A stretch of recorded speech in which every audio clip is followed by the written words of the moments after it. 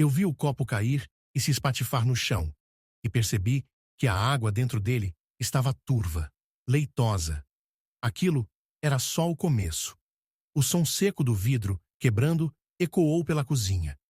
Minha tia, parada à frente da pia, apoiou-se no balcão, como se o corpo tivesse ficado pesado de repente. A pele dela perdeu a cor, os olhos buscaram algo no vazio. O copo rolou, parou perto da minha perna. Eu olhei para baixo e notei a espuma fina, branca, misturada com a água que escorria pelo piso. Chama o SAMU. A voz dela saiu rouca, a língua pesada. Peguei o celular com as mãos molhadas de suor. Enquanto discava, senti um aperto no peito, como se meu corpo estivesse reconhecendo um perigo que minha mente não queria aceitar. A sala parecia menor, abafada. O cheiro que vinha da pia não era de comida. Químico, frio. O mesmo cheiro que senti 3 dias antes, quando acordei enjoado, tonto, e passei horas vomitando, até não ter mais forças nem para levantar da cama. Enquanto a atendente do 192 fazia perguntas, percebi que ninguém se movia. Meu primo, encostado no batente da porta, observava em silêncio. Nem piscava. Minha mãe, ao lado da pia, lavava as mãos com movimentos lentos e precisos, como se o tempo não existisse. A espuma branca escorria pelos dedos dela, se misturando ao ralo, exatamente como a água leitosa do copo. Foi alguma coisa que ela comeu. Minha mãe disse de repente, para ninguém em específico. A frase parecia pronta, ensaiada. A sirene se aproximou rápido, e com ela, a tensão subiu. 2 socorristas entraram. Fizeram perguntas, examinaram minha tia. Ela mal conseguia responder. Enquanto a levavam para a ambulância, eu senti a mão da minha mãe no meu ombro, firme, quase controlando meus passos. Vai ficar tudo bem, disse, olhando nos meus olhos. O tom não era de consolo, era de comando. No hospital, as luzes fluorescentes queimavam os olhos. Fiquei sentado num banco frio, ouvindo pedaços de conversas. Intoxicação. Uma voz. Substância ainda não identificada. Outra. As palavras soavam distantes, como se fossem sobre outra pessoa. Minha mãe apareceu de novo, segurando minha mochila. Deve ter sido a comida do mercado, disse antes que eu perguntasse qualquer coisa. O olhar dela já trazia a conclusão, sem espaço para questionamentos. Voltamos para casa no fim da tarde. A cozinha estava impecável. O copo quebrado desapareceu. O piso limpo, sem uma gota. Fui até a pia e respirei fundo. O cheiro ainda estava lá, disfarçado pelo detergente, mas presente. Minha mãe fechou rápido a porta de um armário alto, como se escondesse algo. Vai descansar. Não era sugestão, era ordem. A noite chegou, carregada. Eu fiquei deitado, mas não dormi. Do corredor, ouvi o som abafado de voz. Meu primo, ao telefone. Não, ele não sabe. Ainda. Uma pausa. Sim, eu vi. Outra pausa. Tá, amanhã. Meus olhos encontraram os dele quando ele percebeu que eu estava ouvindo. Ele sorriu, curto, frio. Um sorriso que não pedia desculpas. Deitado de novo, fiquei encarando o teto. Comecei a lembrar. A primeira vez que senti aquele gosto metálico na boca. As tonturas que vinham sem motivo. As febres rápidas que sumiam antes de eu decidir ir ao médico. A perda de peso. Sempre uma explicação pronta. Calor demais, comida estragada, vírus da estação. Mas agora, minha tia estava no hospital, depois de beber algo aqui, na minha casa. E ninguém parecia surpreso. Eu comecei a pensar. Quando foi que tudo começou a se desfazer? Eu comecei a pensar. Quando foi que tudo começou a se desfazer? Os dias seguintes viraram um nevoeiro. Eu andava pela casa como se fosse um estranho dentro dela. Cada gesto dos outros parecia calculado, como se eu tivesse entrado num palco onde a peça já estava escrita, e o meu papel fosse só seguir sem entender. Minha mãe mantinha a rotina impecável. Café pronto, toalhas dobradas, um sorriso breve sempre que cruzávamos no corredor. Mas os olhos dela não acompanhavam o sorriso. Eram secos, atentos demais. Meu primo, por outro lado, estava mais falante, perguntando sobre meu sono, sobre o que eu andava comendo. Mas cada pergunta vinha acompanhada de um olhar lateral para a cozinha, para o fogão, para a pia. No terceiro dia, fui visitar minha tia no hospital. Ela parecia melhor, mas evitava falar sobre o que aconteceu. Foi só uma besteira, disse, mexendo no lençol, como quem quer encerrar o assunto. Quando insisti, ela desviou. Não é nada com você, fica tranquilo. A última frase ficou ecoando na minha cabeça. Por que ela acharia que poderia ser comigo? Na volta, passei na farmácia e comprei um daqueles kits simples de teste de água. Guardei no bolso, sem comentar, com ninguém. À noite, esperei todos dormirem. Fui até a cozinha, enchi um copo na pia e segui as instruções do teste. A cor mudou mais rápido do que o manual dizia. O resultado era confuso, mas indicava presença de substância não usual. Meu coração disparou. Eu queria repetir o teste, confirmar, mas ao mesmo tempo, não queria. No dia seguinte, tentei agir como se nada tivesse acontecido. Mas a sensação de estar sendo observado não saía. Enquanto tomava café, percebi minha mãe encostada na bancada, olhando fixamente para o meu copo. Coloquei mais açúcar hoje, disse. O sabor estava igual de sempre. Ou talvez eu já não soubesse distinguir. Comecei a reparar nas conversas baixas. Na sala, ouvi meu primo e minha mãe falando rápido demais para que eu entendesse as palavras, mas captei o tom.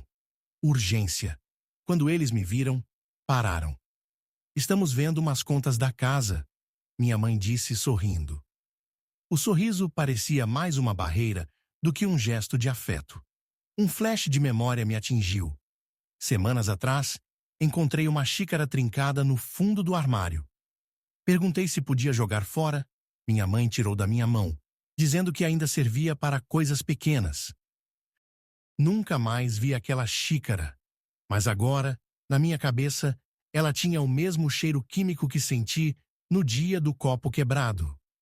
Comecei a seguir meus instintos de forma irregular. Às vezes, eu aceitava a comida e bebida que me ofereciam. Às vezes, recusava com alguma desculpa, como dor de estômago ou falta de apetite. Essa alternância parecia confundi-los, e eu usava isso como um teste.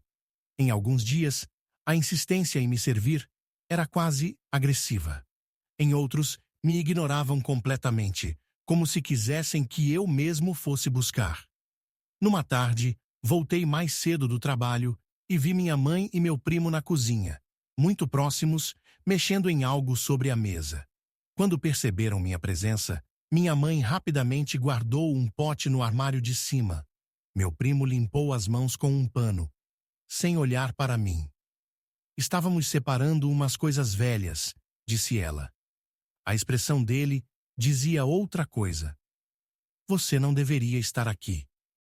Naquela noite, trancado no quarto, senti um frio no estômago que não vinha de comida. Não era só medo. Era a consciência de que algo se movia contra mim dentro da minha própria casa. E que, se eu não entendesse logo o que estava acontecendo, não teria tempo de fazer nada a respeito. Mas ainda havia uma parte de mim que sussurrava. E se você estiver imaginando tudo? Esse sussurro era pior do que qualquer suspeita, porque se fosse verdade, eu estaria doente de outro jeito. E se fosse mentira, eu já estava marcado para cair. Na manhã seguinte, acordei com uma decisão clara. Parar de esperar que as respostas viessem até mim. Se havia algo acontecendo, eu precisava ver com meus próprios olhos e registrar. Fui até uma loja de eletrônicos no centro e comprei 2 microcâmeras escondidas em caixinhas de carregador. A moça no balcão perguntou se era para monitorar funcionários. Eu apenas assenti. Voltei para casa com a sacola escondida no fundo da mochila. Instalei a primeira câmera na cozinha, virada para a pia e o fogão. A segunda, discretamente na estante da sala, com ângulo para a porta da cozinha. Fiz isso rápido, enquanto minha mãe e meu primo saíam para fazer compras. No mesmo dia, comecei um diário de sintomas. Anotei cada refeição, cada bebida, cada mal-estar. Queria encontrar um padrão, cruzar horários. 2 dias depois, à noite, revisei as primeiras gravações. Vi minha mãe mexendo num copo de água, já cheio, antes de deixá-lo sobre a mesa para mim. Vi meu primo abrir a gaveta de talheres e tirar um pequeno frasco transparente, que voltou a guardar rápido demais. Nada explícito, mas a repetição desses gestos, em momentos diferentes, deixou meu peito gelado. Resolvi dar o primeiro passo de verdade. Um teste. No café da manhã, deixei meu copo intocado, dizendo que estava atrasado para o trabalho. Mais tarde, joguei o líquido num frasco limpo e levei a um laboratório particular. Pedi análise completa. O atendente me olhou estranho, mas não fez perguntas. Enquanto esperava o resultado, conversei com um antigo colega de faculdade, o Eduardo, que trabalhava como técnico de segurança alimentar. Você acha que é possível manipular pequenas doses para não matar de imediato? Perguntei. Ele me olhou sério. É exatamente assim que se faz quando o objetivo não é matar, e sim desgastar. O peso daquelas palavras me fez apertar o copo de café até quase amassar a tampa. Naquela noite, ao voltar para casa, percebi que a atmosfera estava diferente. Meu primo me recebeu com um "E aí, tudo certo?" exagerado. Minha mãe fez minha comida preferida. Sentei-me à mesa e, pela primeira vez, consegui olhar para os dois sem me sentir encurralado. Não toquei no prato até que eles se levantaram. Depois, peguei uma parte da comida e guardei num pote lacrado, como mais uma amostra. Eu ainda não tinha provas absolutas, mas a dúvida que me paralisava começava a dar lugar a outra sensação: controle. Pela primeira vez, não me via como o alvo passivo. Eu observava. Eu escolhia. E enquanto eles agiam, como se eu continuasse cego, eu já tinha dado o primeiro golpe. Agora, quem estava sendo observado eram eles. 3 dias depois, o laboratório ligou. A voz do atendente era neutra, mas as palavras atravessaram meu corpo como faca. Detectamos presença de compostos não usuais para consumo humano. Precisa que enviemos por escrito? Pedi o relatório e desliguei. Minhas mãos tremiam, mas não de medo. Era a confirmação que eu queria, e que, ao mesmo tempo, me esmagava. Decidi agir. Chamei Eduardo para vir até casa, sob pretexto de ver um problema na instalação do gás. Planejei mostrar a ele as gravações e as amostras guardadas. Mas o plano morreu na porta. Minha mãe abriu antes que eu pudesse tocar a campainha, e atrás dela estava o Eduardo. "Te encontrei na rua", ele disse, sorrindo sem graça. Vim direto com ele. O peso no estômago veio rápido. O que mais ele poderia ter dito a ela no caminho? Nos sentamos na sala. Tentei iniciar o assunto, mas Eduardo desviava. Minha mãe, fingindo arrumar flores, circulava perto demais. Finalmente, ele disse: "Acho que você está exagerando", e evitou meu olhar. A mensagem estava dada. Não havia mais aliado ali. Naquela noite, fui dormir com a sensação física de que as paredes tinham se fechado. Sonhei que acordava preso na cozinha, com água leitosa subindo até o pescoço. Acordei suado, o quarto cheirando a detergente. Pela manhã, fui até a cozinha pegar um copo. A porta do armário estava aberta e, no fundo, vi algo que me fez parar. A xícara trincada de semanas atrás, agora com uma mancha esbranquiçada na borda. Antes que eu pudesse tocá-la, meu primo entrou. "Procurando alguma coisa?" perguntou, encostando-se na porta. "Não." Fechei o armário devagar. O sorriso dele era o mesmo da ligação sussurrada, curto, sem calor. À tarde, o relatório do laboratório chegou por e-mail. Li e reli. Termos técnicos descrevendo substâncias capazes de provocar náusea, tontura, queda de pressão, tudo compatível com meus últimos meses. Segurei a tela do celular como quem segura uma arma, mas percebi que nas minhas mãos ainda não era nada além de papel virtual. À noite, decidi confrontá-los, não com acusações diretas, mas testando. Na hora do jantar, levei à mesa a comida que minha mãe havia feito. E servi para eles. Fiz prato para todo mundo. Falei sorrindo. Os dois se entreolharam por um segundo que pareceu longo demais. Meu primo recusou. Minha mãe disse que já tinha comido. Fiquei sozinho diante dos pratos, como um ator que contracena com figurantes que se recusam a dizer suas falas. Foi aí que senti o verdadeiro golpe. Não importava o que eu provasse, eles estavam um passo à frente. E pior, eu estava sozinho. Eduardo já não era confiável. Minha tia estava isolada no hospital. E ninguém mais conhecia minha rotina o bastante para entender o que estava acontecendo. Depois do jantar, fui ao banheiro e me olhei no espelho. Uma rachadura fina cortava o vidro, de cima até quase o meio. Eu não lembrava de tê-la visto antes. Toquei o dedo na linha fria e senti algo estranho. Parecia que era comigo que o espelho estava trincado. Naquele momento, o peso de tudo me atingiu. Sentei no chão frio do banheiro, a cabeça entre as mãos. Minha respiração era curta, irregular. Não sabia se queria gritar, chorar ou simplesmente deixar o corpo apagar. Ali percebi. Não era só uma questão de provar a verdade. Era sobreviver à sensação de que minha própria mente podia estar se despedaçando junto comigo. Na manhã seguinte, acordei com uma clareza que não vinha de descanso, mas de exaustão. O espelho rachado ainda me encarava, mas agora não parecia reflexo de fraqueza, e sim um lembrete. Se eu continuasse tentando vencer no terreno deles, perderia. Eu precisava mudar as regras. Peguei o relatório do laboratório e li mais uma vez. Cada palavra técnica me soava como munição. Guardei-o num envelope plástico e o escondi no forro de uma jaqueta que raramente usava. Aquilo não era mais apenas minha defesa. Era um gatilho para algo maior. Decidi que não ia mais agir para escapar. Ia agir para expor. Não só minha mãe e meu primo, mas todo o mecanismo que permitia que alguém fosse destruído lentamente dentro da própria casa, sem que ninguém interferisse. Comecei pelo silêncio.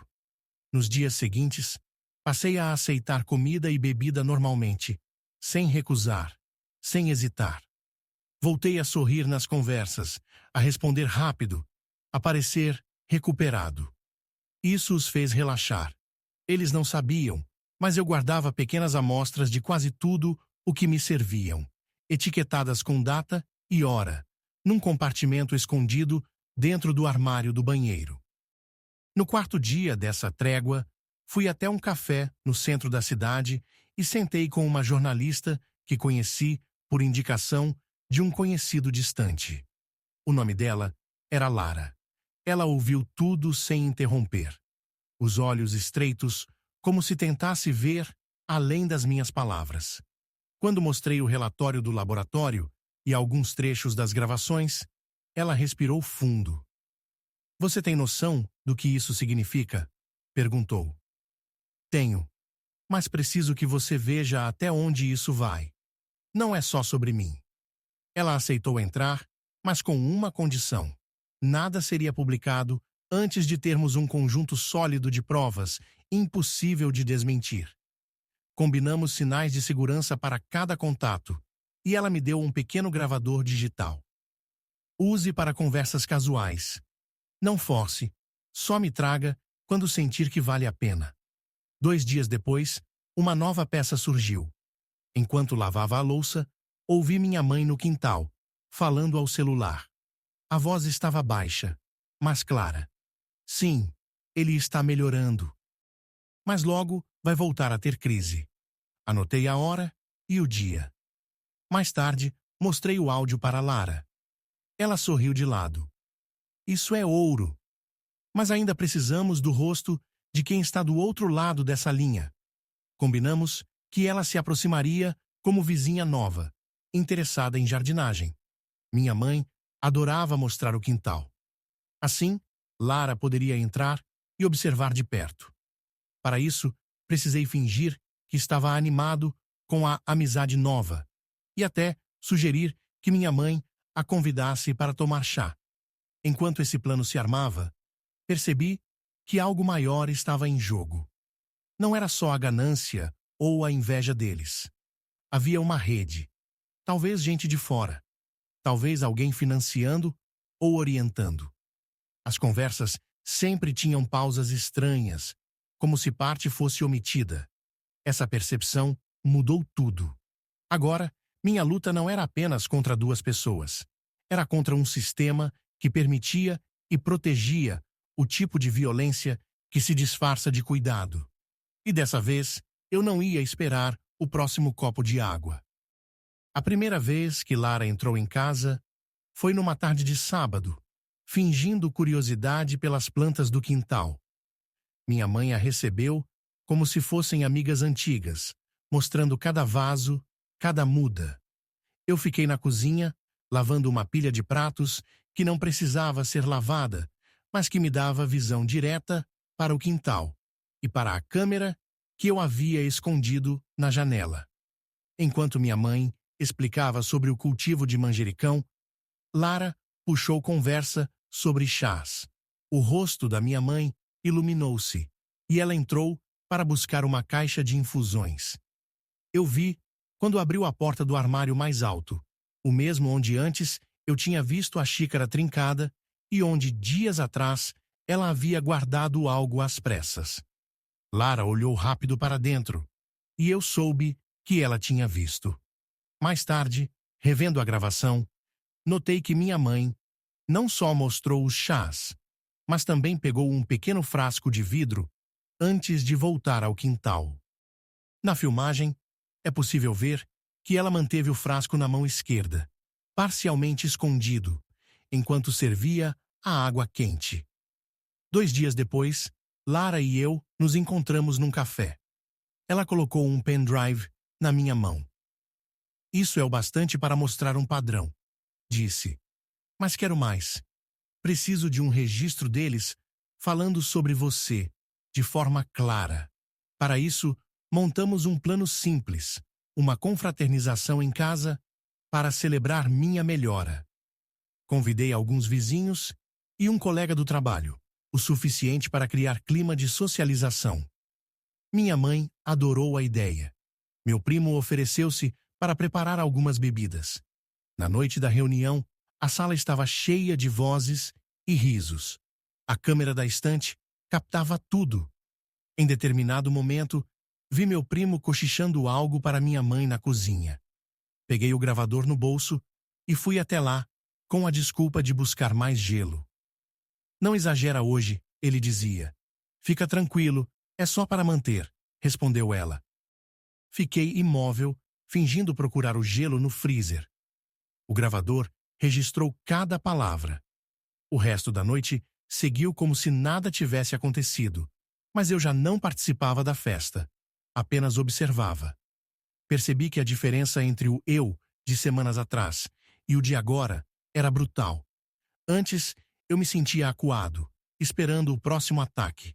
Agora, eu provocava os movimentos deles. No dia seguinte, enviei o áudio para Lara. A resposta dela veio em minutos. É isso. Agora eles não podem negar. E pela primeira vez, eu não senti apenas alívio. Senti algo parecido com calma. A espécie de calma que vem quando você sabe que a sua parte no jogo está quase completa e que a deles está prestes a acabar. O dia da audiência chegou, com um calor úmido que grudava na pele. Eu estava sentado na segunda fila, ao lado de Lara, que digitava algo no celular. Minha mãe e meu primo entraram juntos, tentando manter o queixo erguido. Mas a tensão nos ombros denunciava. O juiz pediu silêncio. As primeiras testemunhas falaram sobre minha perda de peso, sobre minhas idas ao hospital. Nada que por si só provasse envenenamento. Então, Lara conectou o pendrive ao computador da corte. Na tela, apareceu a filmagem da cozinha. Minha mãe mexendo num copo já cheio. Meu primo abrindo a gaveta e tirando o frasco. A sala ficou muda. Depois, veio o áudio da festa. Não exagera hoje. Fica tranquilo, é só para manter. Minha mãe tentou sorrir, dizendo que era sobre tempero. Meu primo disse que era piada interna. Mas as palavras tropeçavam, e cada explicação soava mais frágil que a anterior. Algumas pessoas na plateia começaram a murmurar. Um senhor balançou a cabeça, indignado. O juiz pediu ordem, mas o clima já tinha virado contra eles. Quando a sessão terminou, não houve gritos nem cena dramática, apenas a certeza, nos olhares de todos, de que eles não eram inocentes. Saímos para o corredor. Lara guardou o pendrive e disse: baixo. Agora, o resto é com o tempo. Eu não respondi. Apenas continuei andando, sentindo que ali minha presença já não era necessária. A chuva começou fina, quase invisível, enquanto eu caminhava pela rua vazia. No bolso, o pendrive com todas as provas parecia não pesar nada. Naquela manhã, o jornal de Lara tinha publicado a matéria completa: imagens, áudios, relatório do laboratório. O texto não pedia indignação, apenas mostrava, cru, o que acontecera. Em casa, encontrei um pacote na porta, pequeno, embrulhado em papel pardo. Dentro estava a xícara trincada. Nenhum bilhete, nenhuma assinatura. Apenas o objeto que, sem que eu soubesse, havia sido o primeiro aviso de tudo. Olhei para ela por um instante. A trinca parecia maior agora, como se o tempo tivesse continuado o trabalho iniciado no vidro. Fui até o quintal, joguei a xícara no chão e a vi se partir em pedaços minúsculos. Não havia raiva no gesto, apenas encerramento. Fiquei ali, ouvindo o som da chuva engrossar, cobrindo tudo.